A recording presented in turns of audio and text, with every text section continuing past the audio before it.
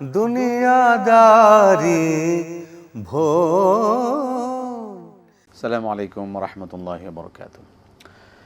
আলহামদুলিল্লাহি রাব্বিল আলামিন ওয়াসসালাতু ওয়াসসালামু আলা রাসূলিহিল কারীম ওয়া খাতামান নাবিয়্যিন নবিয়িনা মুহাম্মদ ওয়া আলা আলিহি ওয়া সাহবিহি আজমাইন। সুপ্রিয় দর্শক, পৃথিবীর যে প্রান্ত থেকে আপনারা এই মুহূর্তে এটিএন বাংলা টিভি স্ক্রিনের সামনে আছেন, সকলকে স্বাগত জানাচ্ছি সহর অনুষ্ঠান থেকে। প্রিয় দর্শক, রমাদানের একটা অত্যন্ত গুরুত্বপূর্ণ বিষয় হচ্ছে রমাদানে যে স্বাস্থ্যের যে বিষয়গুলো রয়েছে।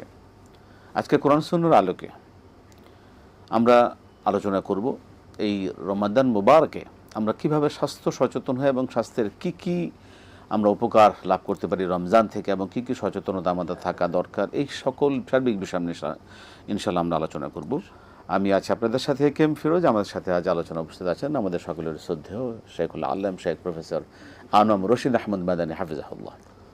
আসসালামু আলাইকুম ওয়া রাহমাতুল্লাহি ওয়া বারাকাতুহু। ওয়ালাইকুম আসসালাম রহমতুল্লাহ বরকাত। আহলান সাহলান শেখ, জাযাকাল্লাহু খাইরান। আপনাকে স্বাগত এই আজকের বিশেষ আয়োজনে সৌর অনুষ্ঠান থেকে। মোহতারাম, যেটা আমরা আজকে আমাদের সম্মানিত দর্শকদের সামনে আলোচনা পেশ করতে চাই সেটা হচ্ছে রমাদান ও স্বাস্থ্য। এই স্বাস্থ্যের আমরা যদি সঠিক মূল্যায়ন না করতে পারি, স্বাস্থ্য যদি ঠিক না থাকে, সেই ক্ষেত্রে আমরা ইবাদতে রমাদান একটা কঠিন ইবাদত আমরা জানি। এই একটি মাসব্যাপী যে আমাদের এই যে একটা দীর্ঘ যে আমাদের জার্নি, এই আমাদের দীর্ঘ যে এই যে মাসটি, সেটা কিন্তু আমরা যদি স্বাস্থ্যের বিষয়ে যদি সচেতন না হয়ে খাবার দাবারের ক্ষেত্রে, সংযমের ক্ষেত্রে, সার্বিক বিষয়, এই বিষয়ে আমাদের একটি সার্বিক একটু যদি মূল্যায়ন করি, আমরা স্পেসিফিক কিছু বিষয় যাব। জাযাকাল্লাহু খাইরান। আল্লাহুম্মা লাকাল হামদু কামা ইয়ানবাগি লিজালালি ওয়াজহিকা ওয়া আযীমি সুলতানিক ওয়া সাল্লি ওয়া সাল্লিম আলা আবদিকা ওয়া রাসূলিক ওয়া আলিহি ওয়া সাহবিহি ওয়া মান তাবি'আহুম বিইহসান ইলা ইয়াউমিদ্দিন। অনুষ্ঠানের নাম হচ্ছে সুহুর। শেষ রাতে খাবার গ্রহণ করাকে সুহুর বলে। এই সুহুরকে রাসূল সাল্লাল্লাহু আলাইহি ওয়াসাল্লাম বলেছেন এটা বরকতের খাবার। তাসাহহারু ফাইন্না ফিস সুহুরি বারাকা। তোমরা সুহুর গ্রহণ করো, এর মধ্যে বারাকা রয়েছে। তো বারাকার তো বিভিন্ন ডাইমেনশনে বারাকা। যেমনটি আজকের আমাদের আলোচনার বিষয় হচ্ছে রমাদান ও স্বাস্থ্য সচেতনতা। তো স্বাস্থ্য সচেতনতা এটা খুব প্রয়োজন, কারণ সুস্থতা আল্লাহ সুবহানাহু ওয়া তাআলার পক্ষ থেকে বড় একটি নেয়ামত। রাসূল সাল্লাল্লাহু আলাইহি সাল্লাম বলেছেন, পাঁচটি বিষয়ের আগে অবশ্যই গুরুত্ব দিবে এবং এটা তোমার সম্পদ মনে করবে। এর মধ্যে একটি হচ্ছে সিহহাতাকা ক্বাবলা সাকাবিক। তোমার এই সুস্থতা, রোগ ব্যাধি আসার আগে এটা গুরুত্ব দাও। অসুস্থ হলে আমরা অনেক কাজ তো করতে পারি না, সুস্থ অবস্থায় যেসব কাজগুলো করি। অতএব রমাদানে শুধুমাত্র এই তারাবির আলোচনা হবে, তাকওয়ার আলোচনা হবে, কোরআনের আলোচনা হবে, হ্যাঁ হবে, এগুলি তো সবগুলি রমাদানের সাথে রিলেটেড, সম্পৃক্ত। কিন্তু জীবনধর্মী কিছু বিষয় আমাদের সামনে আসে দরকার। এই রমজানে আমরা স্বাস্থ্যকে সুরক্ষা দেব কিভাবে? স্বাস্থ্যকে সুরক্ষা দেওয়ার জন্য গুরুত্বপূর্ণ বিষয় হচ্ছে খাদ্যাভ্যাস। রমাদানে রাসূল সাল্লাল্লাহু আলাইহি সাল্লাম কিভাবে খাওয়া দাওয়া করতেন, ওইটাই তো আমাদের মডেল। কারণ আল্লাহ সুবহানাহু ওয়া তাআলা তাকে আমাদের জন্য মডেল বানিয়েছে, শুধু মডেল না, উত্তম মডেল বানিয়েছে। লাকাদ কানা লাকুম ফি রাসূলিল উসওয়া হাসানাহ। এই মডেল, তিনি সলাতে আমাদের জন্য মডেল, সিয়ামে মডেল, একজন বাবা হিসেবে মডেল, একজন স্বামী হিসেবে মডেল, একজন নেতা হিসাবে আমাদের জন্য মডেল। তার খাদ্যাভ্যাসটা কী ছিল?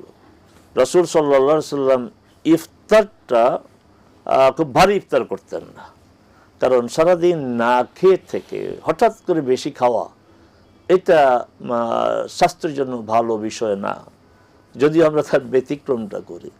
রাসূল সাল্লাল্লাহু আলাইহি সাল্লাম তাজা খেজুর গ্রহণ করতেন। খেজুরের অবস্থা অনুযায়ী খেজুরের বিভিন্ন নাম আছে, যেমন নাকি পাকার আগে এটাকে বালাহ বলা হয়, এই সবুজ, এখনো পাকে নাই।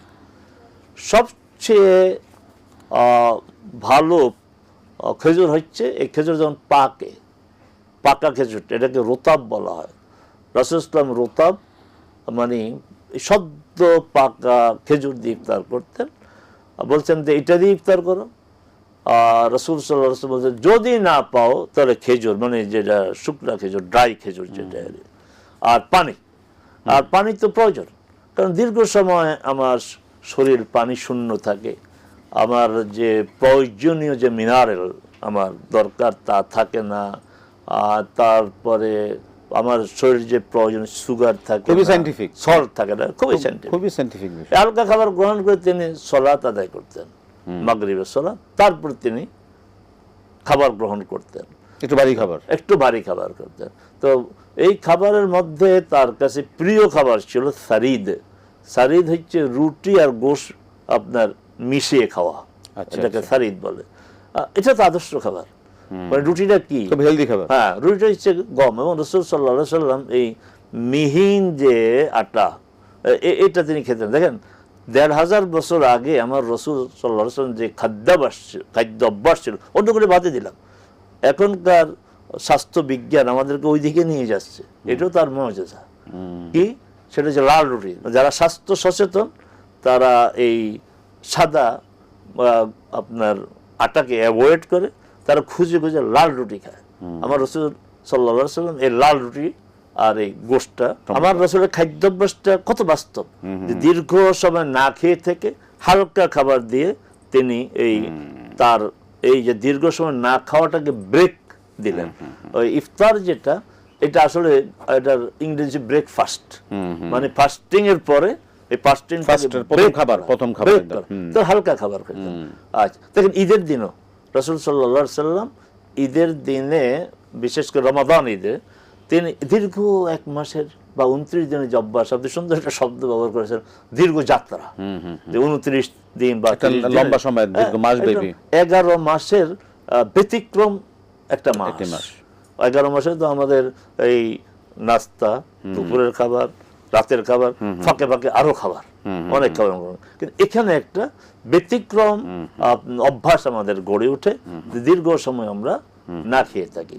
তো এই যে দীর্ঘ সময় ফাস্টিংটা ওনার হালকা, যেন হঠাৎ করে সমস্যা না হয়। আচ্ছা, তাহলে এরপরে তিনি তারাবি সালাত আদায় করতেন। কিন্তু আমরা এই সুন্নাহকে অনুসরণ না করে ইফতারে এতটা খাই, পরে আর খাওয়ার মতো সেটা আসলে আমরা মানে আমাদের খাবারটা গ্রহণ করি, আমরা এই তারাবি পড়ে আসার পরে আমরা ঢুকাবো কোথায়, পেট তো ভরা। এই জন্য এটা কি স্বাস্থ্যসম্মত না? আচ্ছা, আর দীর্ঘ সময় যে না খেয়ে থাকলাম, আমার যে প্রোটিনের ঘাটতি হয়েছে, এই জন্য রাসূল কি করতেন, ওই যে লাল রুটি আর আপনার গোশ, এটা তার প্রিয় খাবার, এটা যে সবসময় খেতেন তা না, কার্বোহাইড্রেট এবং প্রোটিন দুটো একসাথে নিতেন, তাহলে এটা যে সবসময় খেতেন তা না, কিন্তু আমাদের এইভাবে অভ্যাস। আর সাহারিতে তিনি খুব একটা ভারী খাবার খেতেন না। এখানে তো যৌক্তিক, আপনি দেখেন, আমি আর আপনি মনে করি, উদাহরণ আর অন্যকে না দিই, যদি আমরা সাহারিতে খুব বেশি খাই অস্বস্তি লাগে, অনেকটা সময় অস্বস্তি লাগে। এই জন্য সাহারিতে রাসূল সাল্লাল্লাহু আলাইহি ওয়াসাল্লাম হালকা খাবার খেতেন, কিন্তু সাহারিকে তিনি খুবই গুরুত্ব দিতেন। এমনকি বলছে যে তোমার যদি খাবার না থাকে বা খাবার খাওয়ার তোমার মানে মন চায় না, কম করে হলো জুরআতান মিনাল মা, কিছুটা পানি খেয়ে নাও। কারণ এই যে তুমি লম্বা সময় আবার না খেয়ে থাকবা, তো এখন যদি তুমি সন্ধ্যা রাত্রে খাও বা তারাবির পরে খাও, এরপরে আবার না খেয়ে তোমার দীর্ঘ সময়, আমাদের অনেকে একটু মানে খুব ফ্যাশনের সাথে বলে আমি একবারে খেয়ে ঘুমিয়ে যাই, তা একবারে যে খেয়ে ঘুমিয়ে যান, এটা রাসূলের সুন্নাহ পরিপন্থী, এটা সুন্নাহ পরিপন্থী। আমরা স্পেসিফিক আলোচনা আসি, আপনি খুবই সুন্দরভাবে তুলে ধরলেন আমাদের রাসূলুল্লাহ সাল্লাল্লাহু আলাইহি ওয়াসাল্লামের একদম সরাসরি যে সুন্নাহসম্মত তার যে সুহুর এবং ইফতার ফুতুর, এই জিনিসটা আমাদের সেভাবে আমাদের মেনটেন করা উচিত। প্রিয় দর্শক, খুবই গুরুত্বপূর্ণ আলোচনা এটা আমাদের জন্য। আমরা যারা এই আলহামদুলিল্লাহ রমজানের এই সময়গুলোতে অবশ্যই সুহুরের ক্ষেত্রে, ইফতারের ক্ষেত্রে রাসূল সাল্লাল্লাহু আলাইহি ওয়াসাল্লামের যে সুন্নাহগুলো আমরা অনুকরণ করবার চেষ্টা করবো। আল্লাহ পাক আমাদের কবুল করুন। মোহতারাম, যে পরবর্তী যে বিষয়টা আপনার সামনে উপস্থাপন করতে, খাদ্যে সংযম, আপনি যে আলোচনা করলেন রাসূল সাল্লাল্লাহু আলাইহি ওয়াসাল্লামের সুন্নাহ অনুসারে আমরা টোটাল তার যে খাদ্যাভ্যাস যেটা আমরা শুনলাম, এটা তো টোটালি বোঝা যাচ্ছে যে একটা খাদ্য সংযমের একটা বিষয় আছে। রোজার মাস হলো সংযমের মাস, সেই ক্ষেত্রে খাদ্যের ক্ষেত্রে আমাদের সংযমের একটা বড় একটা ভূমিকা রয়েছে। এখন আমার কাছে আপনার কাছে প্রশ্ন যেটা হচ্ছে যে এই যে খাদ্য সংযম এর মাধ্যমে কি কি উপকারিতা আমরা লাভ করতে পারি কোরআন সুন্নাহ অনুসারে মতে আমাদের? খুবই ভালো কথা বলছেন। রাসূল সাল্লাল্লাহু আলাইহি ওয়াসাল্লাম একটা হাদিস দিয়ে আপনার এই আলোচনাটা আমরা শুরু করি। কারণ রাসূল সাল্লাল্লাহু আলাইহি ওয়াসাল্লামের এই খাদ্য অভ্যাস, সকল অভ্যাসে, যেহেতু আজকে আমাদের খাদ্য অভ্যাস মধ্যে চমৎকার কথা বলেছেন, কুল ওয়া আনতা তাশতাহি ওয়া আমসিক ওয়া আনতা তাশতাহি। মানে বড় ধরনের একটা মূলনীতি, তুমি খাও যখন তোমার খাওয়ার আগ্রহ থাকে, পেট ভরা তারপরেও আসছে যখন খেয়ে নি না, খাওয়া তোমার প্রয়োজন চাহিদা। আবার খাওয়া থেকে বিরত হবে কখন, যে এখনো তোমার খাওয়ার আগ্রহ আছে, তাহলে এই আগ্রহ চাহিদা থাকতে ছেড়ে দাও, চাহিদা থাকে, তাহলে এই যে খাবারের ক্ষেত্রে আমার একটা নিয়ন্ত্রণ এসে গেল, যে আমার পেট ভরা, প্রয়োজন নেই, আগ্রহ নেই, আমাকে কেউ রিকোয়েস্ট করলে আমি খাবো না। কুল ওয়া আনতা তাশতাহি, খাও, তোমার খাওয়ার চাহিদা আছে, প্রয়োজন আছে। আবার ওয়া আমসিক ওয়া আনতা তাশতাহি, তোমার খাওয়ার চাহিদা থাকা অবস্থায় এটা বিরত থাকো। একজন চিকিৎসক দেখেন, ভালো মানের চিকিৎসক কি সুন্দর পরামর্শ দেয়, যে বলছে যে আমি কি পরিমাণ খাবো, বলতেছে আপনার যতটা খেতে মন চায় তার চেয়ে কম খাবেন, আপনার যতটা খেতে মন চায়। রাসূল হাদিসের সাথে কি মিলে গেল, কারণ তো খেতে মন চায়, বুঝে না, ব্রেক দাও। তাহলে রাসূল সাল্লাল্লাহু আলাইহি ওয়াসাল্লাম দেখেন, একজনের এই খাইলে তো পেট ভারী হয়ে যায়, একটা প্রবাদ আছে যে খেয়ে খেয়ে মোটা হয়, মোটা হলে খেতে হয়। দেখবেন আপনার চারপাশে যারা মোটা হয় দেখবেন কিন্তু খেয়ে খেয়ে মোটা হয়, আর মোটা হলে তো তার দেহের যে সাইজটা এই অনুযায়ী তাকে খেতে হবে।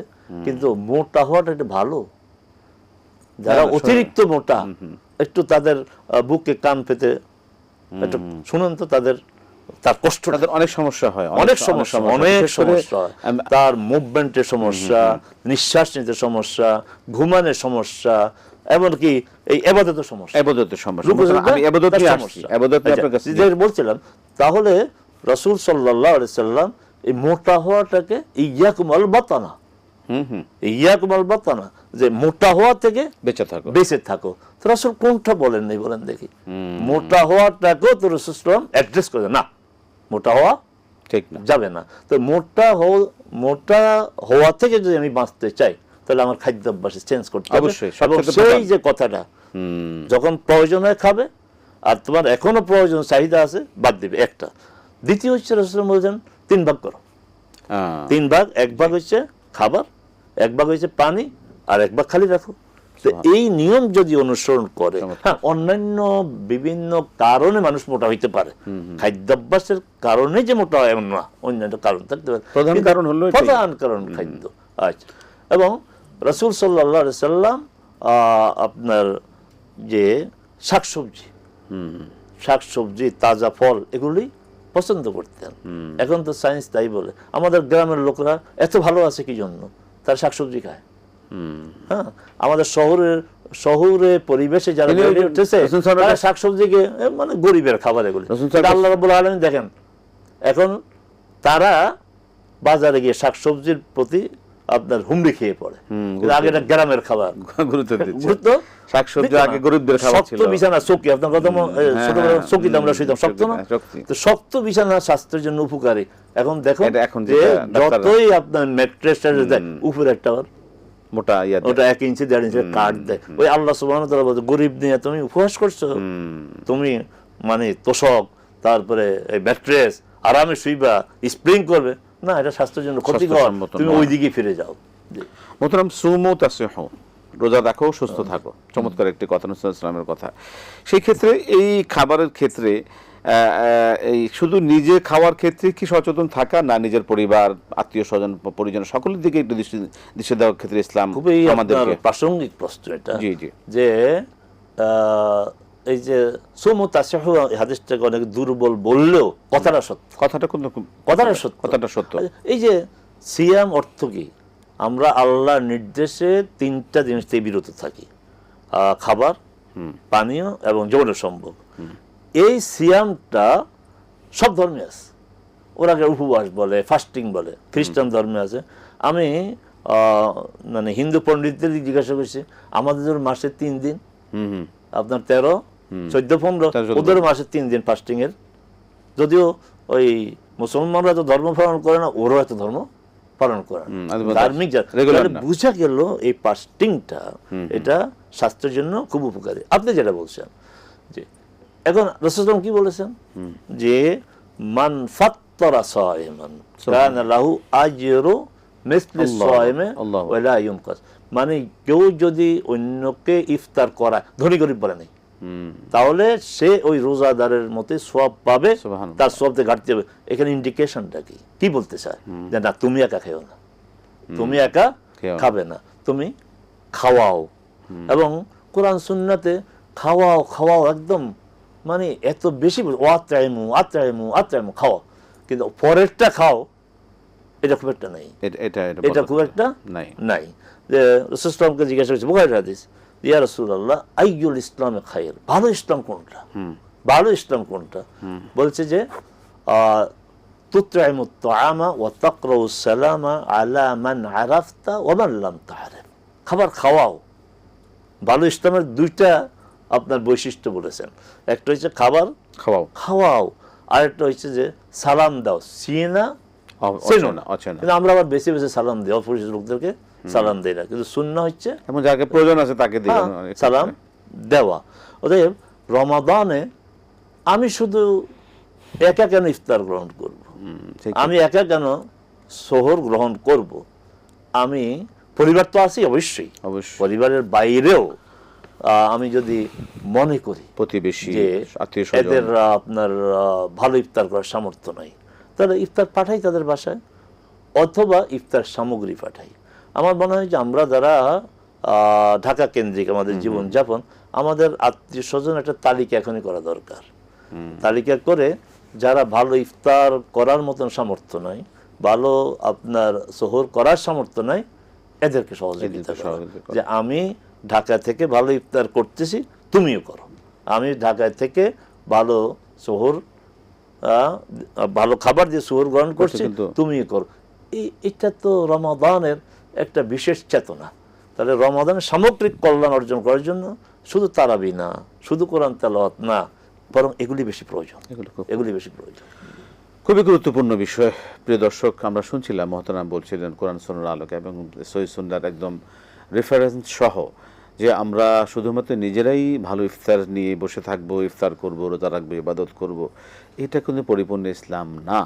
পরিপূর্ণ ইসলামী হতে হলে আমাকে, পরিপূর্ণ মুসলমান হতে গেলে আমাকে কিন্তু এই যে বিষয়গুলো মহতারাম বললেন, নিজেই শুধু ভালো খেজুর, আপনার দামি খেজুর, ভালো খাবার নিজে গ্রহণ করবো, কিন্তু আমার প্রতিবেশী, আমার আত্মীয় স্বজন অনেকে আছেন যারা মহতারাম, মানে দুঃখজনক হলেও সত্য, আমি এরকমও শুনেছি বিগত সময়ে যে সাহারিতে মানে সাহারির যে আপনার পান্তা ভাত সেটা দিয়ে ইফতার করছেন, অনেক সময় এটাও পাচ্ছেন না, সেটা দিয়ে তারা শুধু পানি খেয়ে ইফতার করছেন, এরকম অবস্থাও আছে। তো এই সকল বিষয়গুলো ক্ষেত্রে আমাদের সচেতন হওয়া খুবই প্রয়োজন।